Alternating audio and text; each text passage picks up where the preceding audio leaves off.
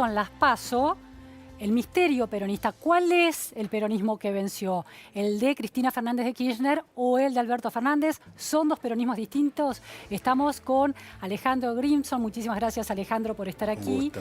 Alejandro es doctor en antropología por la Universidad de Buenos Aires, investigador del CONICET y autor de ¿Qué es el peronismo? De Perón a los Kirchner, el movimiento que no deja de conmover a la política argentina.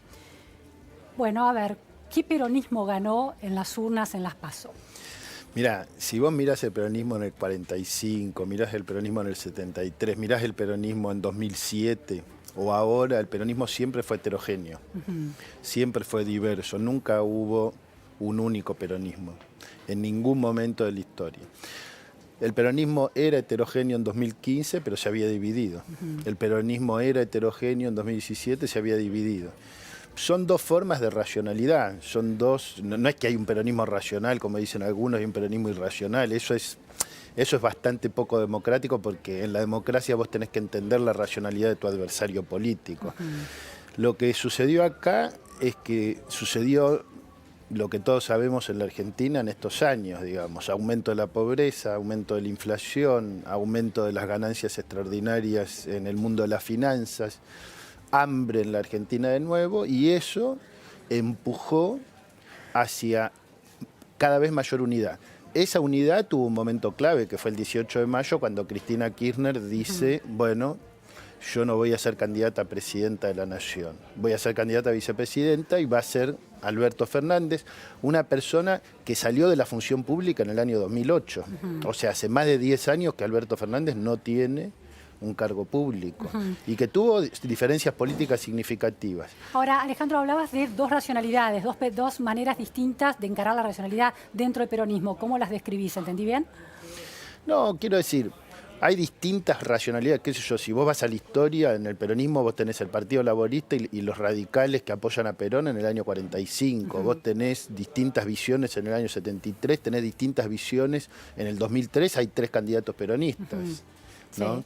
Sí. No es que haya dos exclusivamente. Ahora, está claro que hay una fuerza política que es una minoría muy relevante en la Argentina, que es el kirchnerismo, y está claro que para aquellos que creemos que es necesario revertir estas políticas económicas, sin el kirchnerismo no se puede revertir estas políticas económicas y con el kirchnerismo solo no alcanza para ganarle a Macri. El kirchnerismo no le podía ganar a Macri. Bien, pero a ver, la idea de que la expresidenta se convierta en vicepresidenta, aún siendo la dueña, entre comillas, de los votos de ese kirchnerismo tan vigoroso en términos de influencia política en la Argentina, hace pensar que hay una lectura dentro del peronismo que necesita de alguna manera soslayar, tapar, encubrir, disfrazar el peso de esa influencia. No es disfrazar para nada. Porque disfrazar es desvalorativo, digamos. Lo que está sucediendo ¿no hubo acá... una interpretación de que cierta parte de la ciudadanía no veía con buenos ojos la gestión de Cristina Fernández de Kirchner, por eso era necesario minimizar el impacto en la fórmula?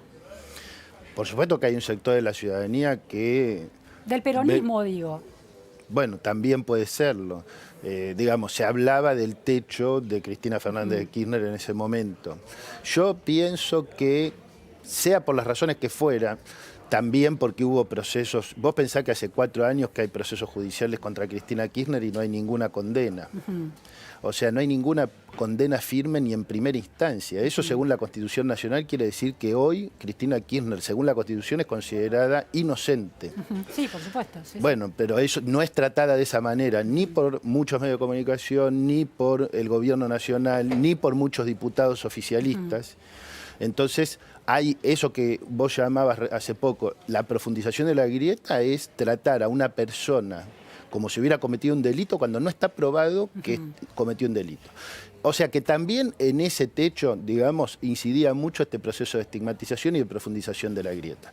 Ahora, la realidad es esta. ¿A quién convocó Cristina Kirchner? Convocó una persona con la que discutió de política públicamente en distintas oportunidades, a una persona que tiene una trayectoria muy larga en la gestión pública y en la construcción política, y que además mostró y yo esto lo dije públicamente, yo el 18 de mayo no podía saber que Alberto Fernández tenía ciertas cualidades como candidato en términos de su capacidad discursiva, de su contacto con la gente, de su estrategia, de la construcción de la estrategia política. O sea, todo eso lo fue mostrando y hoy la campaña electoral, por supuesto que se conversa entre Alberto Fernández y Cristina Kirchner, pero el candidato a presidente es claramente Alberto Fernández. Ahora, el motivo por el cual soslayar a Cristina Fernández de Kirchner y que la expresidenta además aceptara una jugada política... Decidiera, porque lo decidió ella, ¿no? Bueno, lo decidiera, ocupar ese lugar segundo en la fórmula, no es solo por las acusaciones de corrupción o la estigmatización como culpable antes de que la justicia lo determine durante estos años, sino por cuestionamientos a su gestión, sobre todo en el último gobierno de Cristina Fernández de Kirchner, y los efectos sobre la realidad, el cepo, la recesión, el crecimiento de la inflación, el desempleo, que ya estaban pesando en esa gestión y que Alberto Fernández ya cuestionaba en el kirchnerismo. Sí, ¿Hay algún reconocimiento? Si vos lees el último capítulo de mi libro, que es el peronismo, hay varios cuestionamientos a ese periodo de gobierno. Hay muchas personas, hoy por eso es un frente que es un error muy grave del periodismo profesional llamarlo kirchnerismo, porque no es un frente kirchnerista. El hecho de que Sergio Massa apoye a Axel Kicillof no lo convierte en kirchnerista. Si alguien cree que Sergio Massa es kirchnerista, no entiende lo que está sucediendo, no entiende por qué ganó el Frente de Todos las PASO, y lo más probable cuando no entendés es que cometas un error político detrás de otro. Entonces, lo que sucedió acá es que las políticas tan dañinas para la Argentina, para la clase media argentina, para los trabajadores argentinos que se implementaron los 4 años, llevó a plantear que todas esas diferencias debían debatirse al interior de un frente plural. Es un frente plural, el kirchnerismo es una fuerza relevante, no está disfrazada. Hay muchos candidatos kirchneristas. Axel Kicillof fue ministro de Economía de Cristina Kirchner y arrasó en la provincia de Buenos Aires, sacó el 52% de los votos. O sea que hay cosas, estilos de Cristina que pueden no caer bien en la ciudadanía, pero vos fijate que Axel, que fue parte de esa gestión, hizo una campaña muy distinta, una campaña en contra de la grieta, ¿viste? Esa fue la formulación de él, y con eso realmente construyó un éxito electoral. Ahora, Alejandro, está claro que hay dentro del espacio del Frente de Todos hay peronismos distintos. Sí. El pero-kirchnerismo, digamos, si le asignamos al kirchnerismo un lugar dentro del peronismo, digamos, pero-kirchnerismo. Pero también están los gobernadores, que no la pasaron tan mal con este gobierno. El superávit fiscal de las provincias se dio en este gobierno, no en el gobierno de Cristina Fernández de Kirchner. 21 provincias tienen superávit fiscal, 23, son sí, 24 o 20 provincias. Yo no me imagino, la verdad no me imagino que los gobernadores puedan tomar decisiones solo en función de superávit fiscal o déficit fiscal o pacto fiscal. Creo que los gobernadores toman decisiones en función de si la gente que ellos representan salió ganando o salió perdiendo. O sea, el retroceso del poder adquisitivo en las 24 provincias argentinas o en las 24 jurisdicciones está comprobado por el INDEC. No hace falta que lo diga un gobernador. Por eso digamos, Alberto Fernández ganó en Jujuy, Alberto Fernández ganó en Mendoza, hizo una elección increíble en Córdoba. ¿Por qué? Porque no le importa a la gente si hay superávit fiscal cuando vos te morís de hambre. Eso está claro, el resultado de las PASO está claro, pero digo, una vez, supongamos que efectivamente el Frente de Todos en las elecciones de octubre, las probabilidades, entonces en términos probabilísticos son altas, mayores que las que tiene la coalición gobernante, gana las elecciones.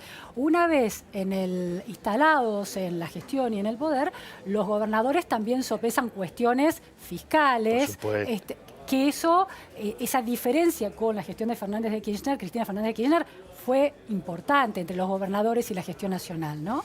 Sí, yo creo que en ese sentido es muy claro el mensaje de Alberto Fernández cuando él saca la foto.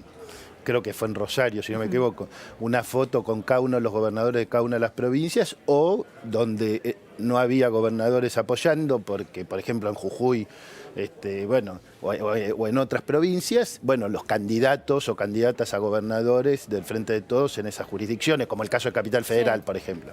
Bueno, esa fue una foto que mostraba un respaldo político de los gobernadores muy contundente, ¿Por qué me parece que se da ese respaldo? Bueno, por un lado, por el éxito de la propuesta de hacer un frente plural. Por el otro lado, porque Alberto Fernández, siendo porteño, está haciendo una campaña muy federal. Muy federal y muy claramente federal. Ahora, muchos de los gobernadores peronistas que pudieron renovar sus gestiones y otros que ganaron gestiones que no eran, o donde el frente triunfa en provincias que no eran peronistas, como Jujuy o Mendoza, tienen claro que parte de ese éxito tiene que ver con el superávit logrado en esta gestión. Digo, para construir escenarios realistas. ¿Cuál el éxito electoral tiene que ver con superávit logrado durante una gestión federal distinta. A mí me parece que lo que yo te digo, lo que yo pienso y lo que yo veo en los datos que yo tengo, yo creo que hay algo muy claro, que es que la sociedad considera que la política macroeconómica es responsabilidad del presidente de la Nación y del ministro de Economía. No, pero digo, a la hora de ganar elecciones en las provincias, no la fórmula nacional, sino los gobernadores. ¿Por qué ganaron tantos los oficialismos provinciales y se derrumbó el oficialismo nacional? Porque la gente interpreta que la gestión de gobierno tiene que ver con el gobernador, pero el superávit fiscal Porque el valor del dólar no tiene nada que ver con los gobernadores, tiene que ver con el presidente. Y aunque los gobernadores tengan las cuentas ordenadas, si el presidente se la pasa diciendo que cualquiera que no sea un tonto baja la inflación en 6 meses y estamos en la inflación más alta de las últimas décadas. Si el presidente dice, él dijo, yo le dije a los argentinos que había que subir a la Concagua. Él quería subir a la Concagua, digamos, para usar su metáfora, pero decía que había que subir a la Sierra de Tandil. Entonces la gente dijo, pero ¿cuántas veces? ¿Sabe cuántas veces tenés que subir a la Sierra de Tandil para llegar a la Concagua? ¿Y la Concagua de él cuál es? Porque hay una idea acá, que yo creo que es el núcleo de por qué existe el Frente de Todos, que es la idea de que para que este país se desarrolle, vos necesitás sacarle derechos sociales a la gente. Entonces, cuando vos termines de sacarle los derechos sociales, van a llegar toda la lluvia de inversiones. Entonces, la Argentina, para hacer... ¿Qué derechos sociales se sacaron en estos 4 años? Bueno, la ley de la reforma previsional, se intentó pasar la ley de reforma laboral. Sostener ese tipo de... Bueno, no sé si era sostenible o no, pero no hubo un debate franco, abierto, etcétera. Se sacaron derechos, por supuesto. El poder adquisitivo es parte de un derecho, o sea, el hecho de que vos ganes menos y tengas menos ingresos es afectar tus derechos. Alejandro, ayer fue muy interesante escuchar la conferencia de prensa que dio el candidato Alberto Fernández, porque él dijo algo así como: dejen de identificar a la oposición como Venezuela. Yo estuve 5 años, el gobierno en el que yo estuve, creo que dice, no tuvo nada que ver con eso, no tuvo cepo, no tuvo una serie de cosas. Ahora, el escenario global durante el kirchnerismo de Néstor Kirchner, donde claramente, con la gestión con la que se identifica claramente Alberto Fernández, era otro, una soja con robusta, $600 la tonelada, había superávit, había reservas, se pudo terminar con la deuda y había habido una devaluación hecha por Remes-Lenikov, ¿no? Todo el mundo dice el trabajo difícil lo hizo Remes-Lenikov. No va a estar en el mismo contexto, ni global, ni local, el candidato Alberto Fernández en caso de ganar. ¿Va a poder hacer el mismo peronismo que hizo con Kirchner ahora? Vos acordate lo siguiente.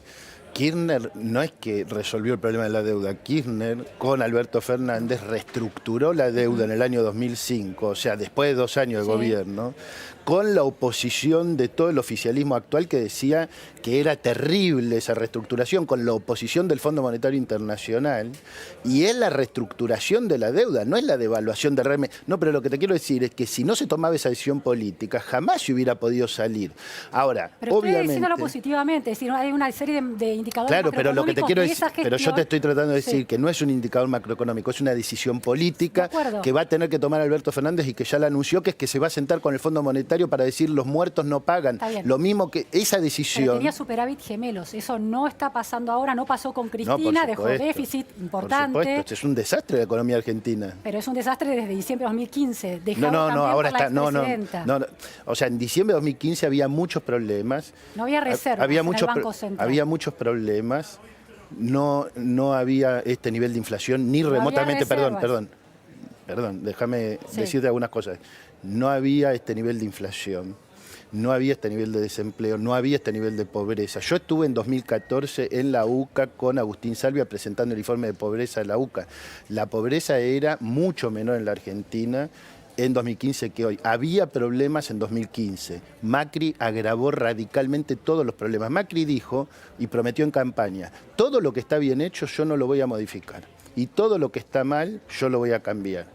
destruyó todo lo que se había hecho bien. Había muchas cosas que sí se habían hecho bien, las destruyó.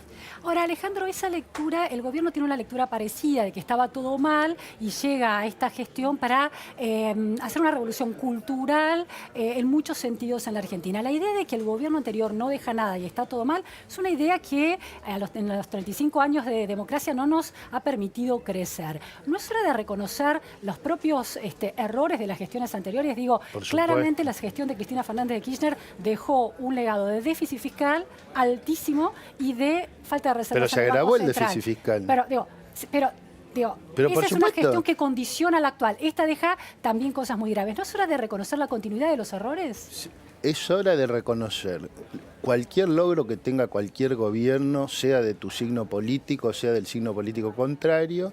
Es hora de reconocer los errores propios y ajenos y poder pararse en otro lugar. Hoy la Argentina necesita que todos aquellos que queremos contribuir, sea desde el periodismo, desde la academia, los intelectuales, los políticos, pensemos en la Argentina y dejemos de pensar en fracciones. Esa es la única forma en que podemos salir de la grieta. Si no salimos de la grieta, acá no hay solución. Y salir de la grieta implica ingresar en un modelo de desarrollo donde haya inclusión social, donde no haya hambre en la Argentina, donde haya inclusión social y donde entremos en un proceso de fortalecimiento de las capacidades productivas y de las capacidades de recursos humanos y de educación y de ciencia y tecnología en la Argentina que permita encarar otro transcurso. No es por este lado. Este rumbo agravó todos los problemas y eso creo que es muy claro para todos los argentinos, por eso votaron como votaron. Alejandro, última cuestión. En el campo académico de los científicos, sos un cientista social, investigador del CONICET, se ha instalado también el debate en torno a qué científicos apoyan a cuál fórmula. Hay un tema delicado en el mundo de los investigadores que es el uso de datos. ¿Crees que fue serio la intervención del INDEC y la pérdida de una continuidad estadística sólida y creíble a lo largo del kirchnerismo? No, porque apelaste recién a los números de la pobreza del Observatorio Social de la UCA y no a los del INDEC. ¿Eso es porque no había datos? Por supuesto, porque yo critiqué la política que hubo sobre el INDEC en ese momento y lo hice públicamente y lo hice escribiendo en medio de comunicación, porque para nosotros la construcción de información de todo tipo es algo crucial. Así como podemos decir que es positivo lo que se avanzó en el INDEC, por más que haya que seguir mejorando, es una catástrofe lo que sucedió en el mundo científico. Eso no quiere decir que el 100% de los científicos tengamos la misma posición política. El otro día discutimos con algunos científicos en otros programas de televisión con total cordialidad y amabilidad y respeto, porque ahora el punto central es que también hay que basarse en algunos datos, como vos decís. El crecimiento, la fundación del Ministerio de Ciencia y Tecnología y el crecimiento de CONICET implicó total libertad de investigación como debe ser. No es algo, yo no felicito a nadie porque haya libertad de investigación, pero lo que quiero decir es que el único dato es que acá en este país hubo total libertad de investigación en esos 12 años con las distintas presidencias que hubo en el CONICET. Muchísimas gracias, Alejandro. Gracias a vos. Nos vamos a un corte en la repregunta Noticias a Fondo y enseguida volvemos.